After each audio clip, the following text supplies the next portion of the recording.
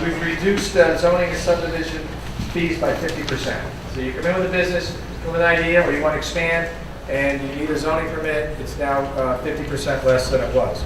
We're reducing your sewer and water connection and permit fees for you to help people become more marketable and more competitive. We are also now offering a deferral of assessment on a couple of new things that we don't do anywhere else in Danbury. One is offices, retail spaces, as well as recreational facilities are now all permitted within the zone.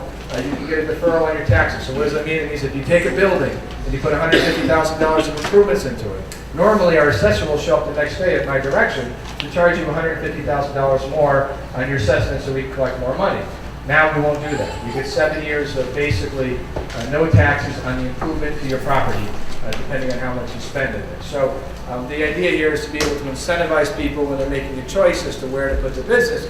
Well, come downtown. Aside from a great low square footage price, you also can access these particular incentives that are in place.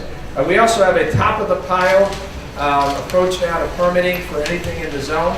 So if you come in with a permit application from everything from moving a wall to building a new store, we're not going to look at you with that glazed eyes and say, yeah, it's about 6 months to get back to you, right? We understand time is money. You've got to get your permit through. You've got capital burning up. You've got workmen in place. The last thing you need is some fighting with us over a permit. So we're going to work that as well. Item 6 is probably one of the biggest changes you'll see, and that refers specifically to our sidewalks. In the past, we have said to the landlords who own property anywhere in Danbury, you are responsible for the sidewalk that's in front of your street. And what's happened there is you'll notice sort of a hodgepodge of materials used for the sidewalk. Some people might use pavers, some people might use concrete, other people might just use asphalt. Some people may use nothing because they just don't want to do it. And so it becomes sort of a bone of contention, particularly in the DRC and in the zone.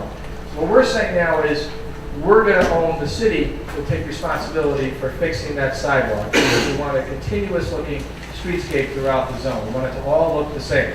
What you'll see probably in the next 3 months is Foster Street and Boughton Street, all around where the new Head Start building is going, where the new bank is going. I saw Maria O'Neill here. All in that area is all going to be streetscape with concrete sidewalks, granite curbing, and with decorative lighting. So we're going to own that. But on the flip side, we're going to ask you to do something.